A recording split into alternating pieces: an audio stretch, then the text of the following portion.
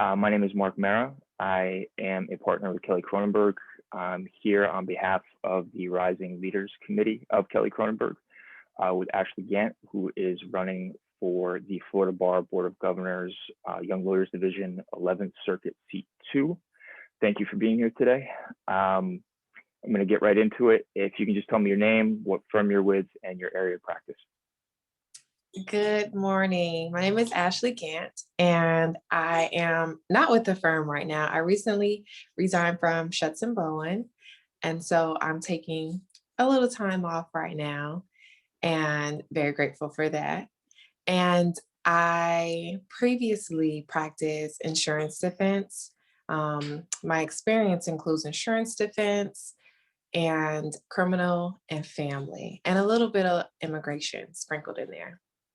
Very nice. Can you tell me a little bit about why you want to serve on the YLD? Well, service is a part of my DNA. It's a part of my character and who I am. Since I was in high school, I started with Big Brothers and Big Sisters. It led me into service in college and after college, which I fulfilled my 2-year commitment with Teach for America with AmeriCorps. So that was national community service. So after teaching for 7 years and becoming an attorney, I still have service that's part of me, and I wanted to continue on in my service. Since becoming an attorney, I've been involved in volunteer bar organizations. And so last year, I was fortunate enough to be part of Class 7 with the Florida Leadership Academy, the Florida Bar Leadership Academy. And I was really exposed to how much the bar does for our legal community and for the community at large. And so I wanted to take this opportunity to continue to serve young lawyers in particular, because I am an older young lawyer.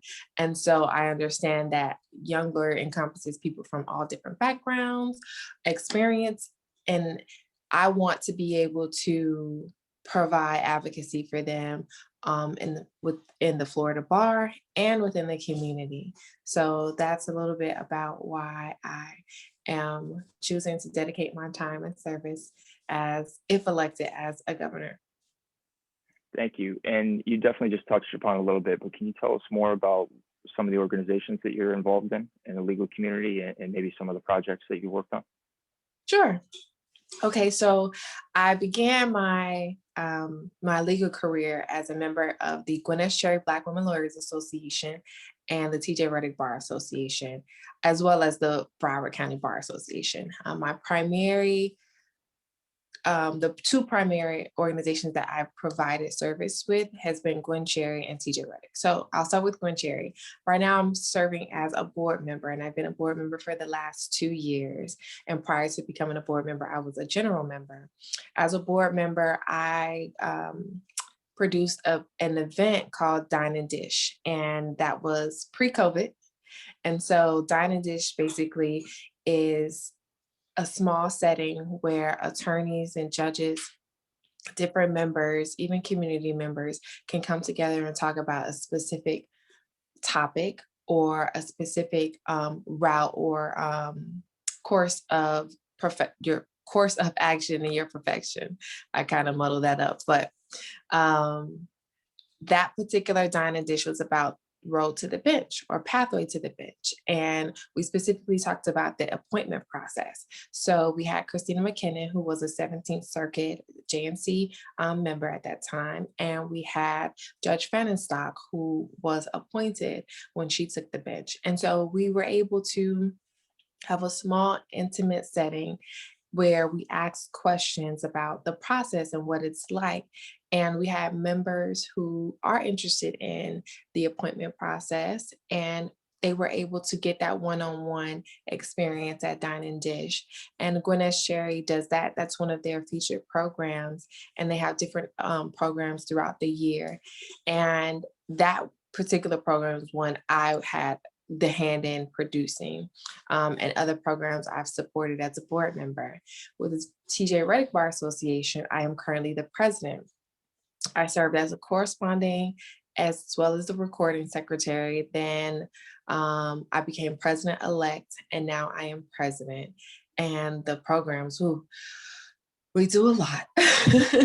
So I will highlight some things that stick out in my head because they're fun for me. Well, all of them are pretty much fun, even though, planning does get a little tedious sometimes, but the adopt a family every year. So when I was a member, I became involved. George Odom, who is a past president, he roped me into helping planning that event. And so every year I've had a hand in that event, and we've grown and expanded it each year. So I was able to connect with a teacher at Mass Academy High School, and we actually partnered with Mass Academy the last 2 years, I want to say, for sure 2 years.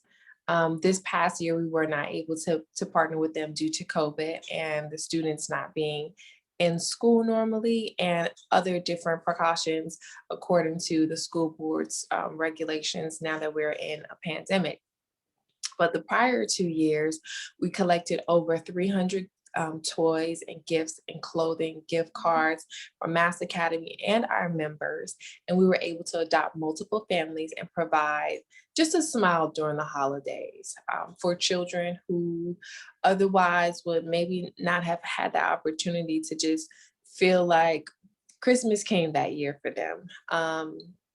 Another program that we do it's called My Future Is Now, and it's a partnership with the Kapow organization where we go to Dillard Senior High, middle school, and we talk to students about goal setting, about what it means to say what I want to be when I grow up, and about developing interpersonal skills that will be needed and that's transferable from professions and in social life. So we have been doing that. That's another program George Odom wrote me in on. We've been doing that for at least 4 years, I want to say. It could be longer, but every year I get to go back into the classroom. And as you know, as I stated earlier, I was a teacher before. So it's like me returning back to the classroom and having that opportunity without the pressure of a teacher to talk to students about what's going on. As president this year, we actually hosted a fundraiser, and this is another program. So as president this year, we hosted a fundraiser for Amendment 4 voters, and that's voters who have felony convictions and due to Amendment 4 are now able to vote. And as you're aware, the condition of fees being paid has been imposed on Amendment 4 voters. And so understanding the importance of voting and having your voice heard, we decided to host a fundraiser that would allow Amendment 4 voters an opportunity to be heard by the ballot. And so I set an ambitious goal of $5,500. We had like a party on Zoom and Facebook, and we actually exceeded our goal. We raised almost $6,500. I think it was $6,400 or $6,300. And that was just from people tuning into the party. We had a DJ, we sponsored with other organizations, and it was just a good time. And it was, our COVID style party that we would have. And we were able to provide some type of assistance. We don't have LeBron James money, but we were able to provide this partnership with the Florida Restoration of Rights Coalition to help 1, 2, maybe 3 people vote. And as we all know, one vote makes a difference. And this past weekend, we hosted our inaugural Leadership Academy for law students. And it was directed towards BALSA students because I am a proponent of diversity and inclusion. And with the Florida Bar, sometimes, I can walk into a room and I'll either be the only woman or the only Black woman. And so I wanted to get the Black Law Students Associations in Florida aware and involved at an early stage. And so we hosted the Leadership Academy, and it was inspired by the Florida Bar Leadership Academy that I recently graduated from. And it was an amazing event. We had Julia Rulock, Lorna Brown Burton, and Robert Vaughn, the president of the Broward County Bar Association, as guest panelists, and they spoke about their journey. So at the beginning of the program started with them speaking about their journey, how it has developed, how it has aided them in becoming better attorneys and advocates, and how giving back through voluntary bar organizations has made an impact on who they are as individuals and as attorneys. And then we got to go into breakout rooms, and we had different volunteers from different organizations come and talk about the CLE requirements, mental health, talk about the different voluntary bar organizations that are available for them to volunteer with, and then talk about government attorney positions, private lawyer positions. And then we had a last panel where we talked about how do we balance it? Is there really a balance? How do you juggle all of these hats as an attorney? And so we got to talk to the students, got to hear them say, well, I don't know what I want to do, or I definitely want to do this, and just encouraging them to explore.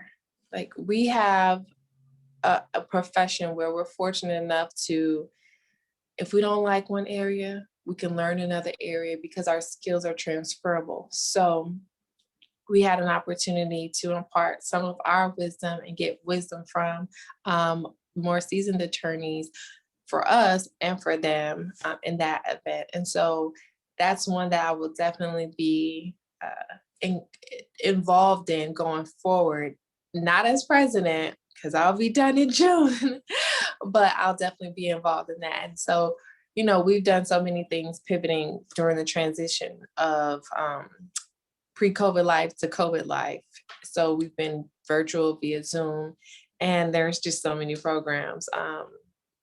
One last program I'll mention, and then we can go on to the next question, is our Unbox series. So at the beginning of my term, I wrote down some things that I wanted to address throughout my tenure as president. And one was the unique position of being Afro-Latina, or Afro-Latinx community. And so I'm a Miami girl, so I was born and raised in Miami. So I've been raised around a myriad of cultures, right? My family, our background, we're Black American. So my mother's side of the family is from Georgia, and my father's side of the family is from South Carolina.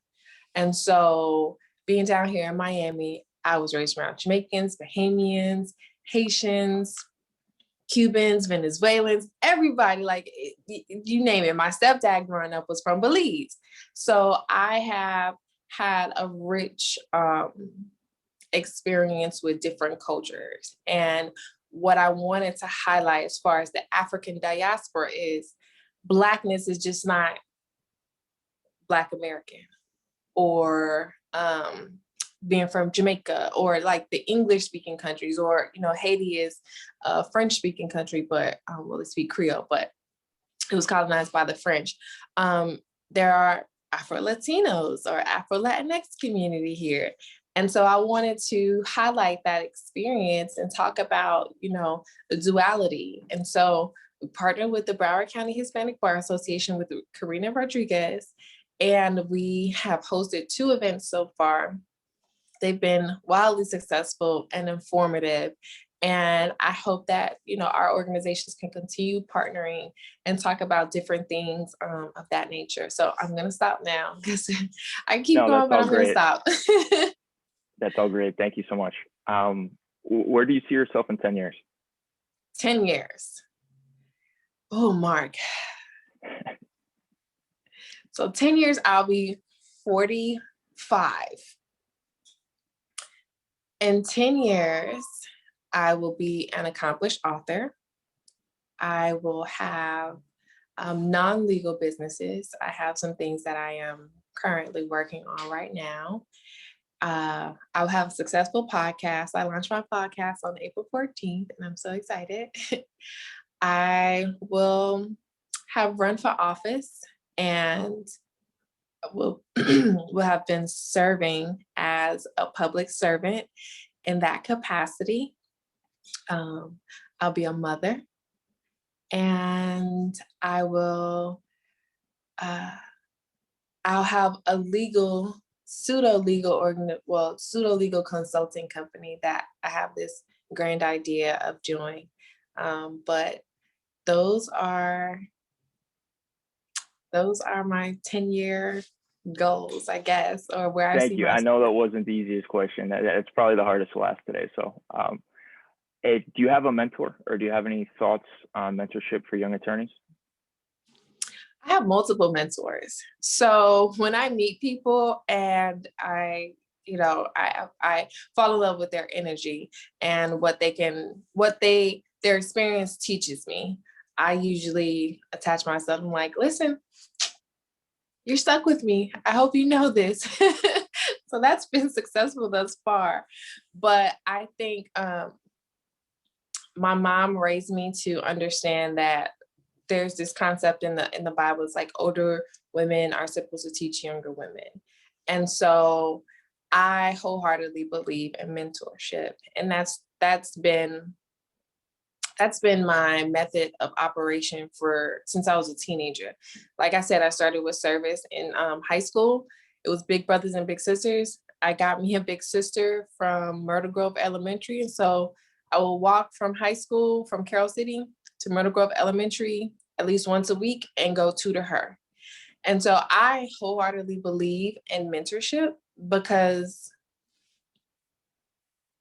it provides insight into experiences that are only thoughts in the mentee's mind. And when you have the opportunity to provide insight, hindsight 2020 advice, I think that our experiences are not necessarily for us. They're for the people who come to learn from us.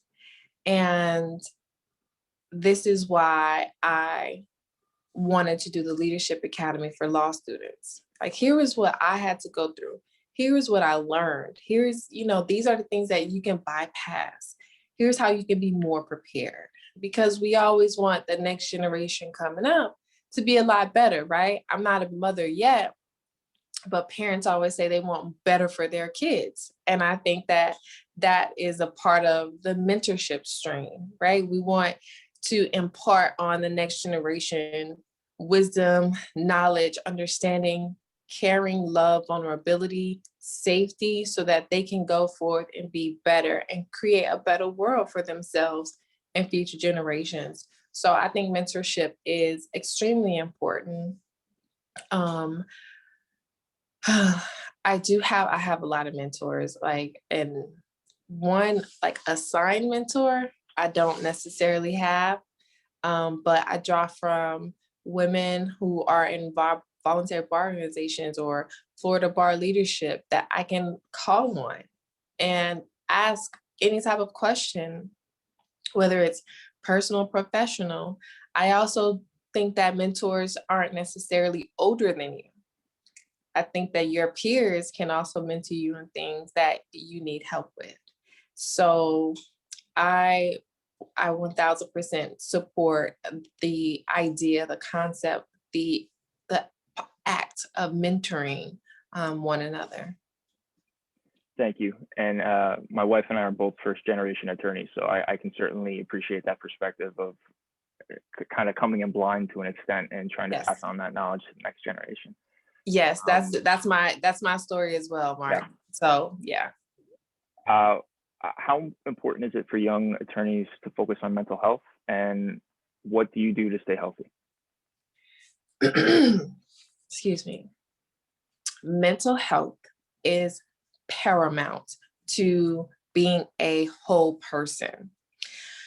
So I do a lot. And one of the major things that I do to stay healthy is I am in therapy. I mentioned at the beginning that I am not with a firm, and that's because I recognize that while I had an amazingly supportive team that I worked with, I didn't necessarily feel like I was performing at my best for a myriad of reasons. And one of the reasons is I did not think that I was fit for that particular area of practice, right? And so I had to be very real with myself and say, is this really what I want to do? I know I can do it, but is this what I really want to do? And I believe that time is priceless and you can't get it back. So you have to really be honest with yourself and honor yourself. And honoring yourself is part of taking care of yourself and your mental wellness. And so I am in therapy, and I worked throughout, me making my decision with my therapist to come to the final decision, like, yeah, it's okay if I say this is not for me. That's not indicative of my abilities. It doesn't mean that I can't do it. It's just, it's not for me. I watch movies. I will binge watch a show if I need to just disconnect and not think about things. I provide service, so I engage in service. That helps me. That replenishes my soul in a way that I can never describe, which is why I love service. I have dates with my friends. I am going to be implementing a lot more beach days and just getting out and getting sun, or just sitting on my balcony and drinking some tea. And I'm creating. So my podcast is a part of my creating. I am allowing myself to be creative so that I have the outlet to express myself that's not necessarily in the legal realm or just professional. Like, I am allowing myself to have different ideas and say, this is a good idea, and let me go ahead and see where it takes me. I think that mental health is absolutely necessary to be prioritized for anybody, any attorney, and especially young attorneys. I think that as young attorneys, we come into the profession and we believe that we have to prove ourselves. We have to do this, we have to do that, we have to do this. And sometimes it's to our detriment, meaning we don't find a balance because we think a balance is not possible because we have to be this certain way. And if we understand, or if young attorneys understand, that you are your best when you are whole, when you have sleep, when you are eating, when you are exercising, that is when we are our best. And that's when we can really provide the advocacy our clients need. And so as a young attorney, I had to find this balance, right? And now I'm speaking from hindsight 2020. I had to find out, like, okay, I need to dial it back. I need to put myself on a schedule, and I need to say, at this time, if it's not done, it can get done tomorrow because I need to sleep. And I'm not going to talk like, I have it all together, because it is a work in progress for me. But a wake-up call was, I had my first and only anxiety attack last year in August. And that was the most out-of-body experience that I've ever had. And I never want to have that experience again. So I have to be proactive to not have that experience again. And I don't want any other younger attorneys to have that experience again, because, while I love being a lawyer, I cannot allow it to break me down in a way where I'm not Ashley, where I'm not a friend anymore, where I'm not a daughter, where I'm not aunt. Like, I can't allow that type of imbalance, and unhealthy imbalance, cause me to not take care of myself, because there's so much more that I am than just a lawyer. Thank you for sharing that. What would you say a day in your life is like, if you could give an answer to that question? Again, this is the last hard one, I promise. Woo, okay, so as president of TJ Reddick Bar Association, this has been a wild ride, but it's been great. So my days vary. It can start early in the morning. If you talk to any of my board members, sometimes I'm sending emails at like 5 a.m. because I'm like, okay, let me get up, let me get these emails done. And then, I'll go work out. I've been, I'm going to be incorporating my workouts again. Like, the pandemic really messed me up. I was going consistently, but I would send some early emails, go work out. I'll probably have some meetings scheduled in the afternoon. When I was working, of course, I would be working, taking breaks for different meetings. I'd get some phone calls. Whenever I get a phone call from a judge, I usually like pause what I'm doing and I take the call like, hi, Judge so-and-so, like, how can I help you? Or, okay, great. I love that idea. I'll send you some emails. It involves a lot of emails. Texting throughout the day with my mom, making sure that I at least try to give her some phone time. Like, hey, mama, yeah, I'm about to get on the Zoom. I'm gonna call you back. Some Zooms, a lot of Zoom meetings.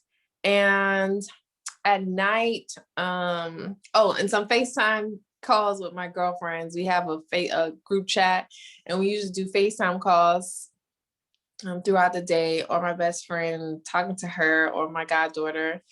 And then at night, try to unwind as much as possible. Like, okay, this was on my to-do list, and this got done, but this, and this did not get done. So how can I fit this in tomorrow? Let me look at my list tomorrow. So just trying to stay as efficient as possible and still taking time to like mellow out.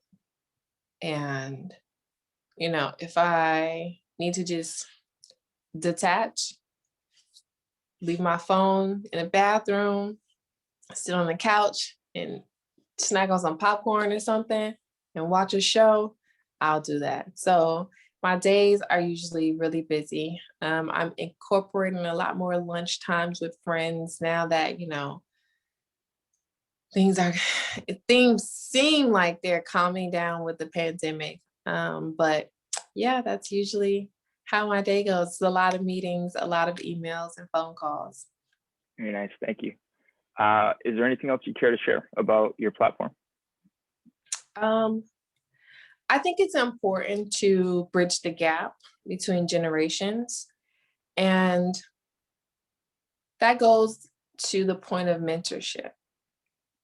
If we are going to continue to progress our profession, then we can very much learn from the seasoned attorneys how to do things, how to speak, how to act, how to, get things done, but also bringing into that mix our way of doing things as far as, technology and just how we're more focused on involving mental health in the grand scheme of things.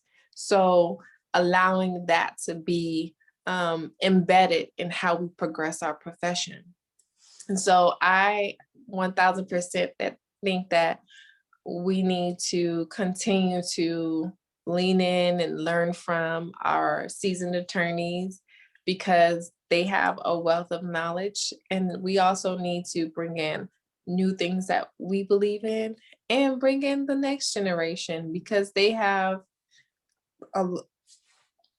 they have a lot to offer as far as innovation, especially with technology, because TikTok is a whole nother world, okay?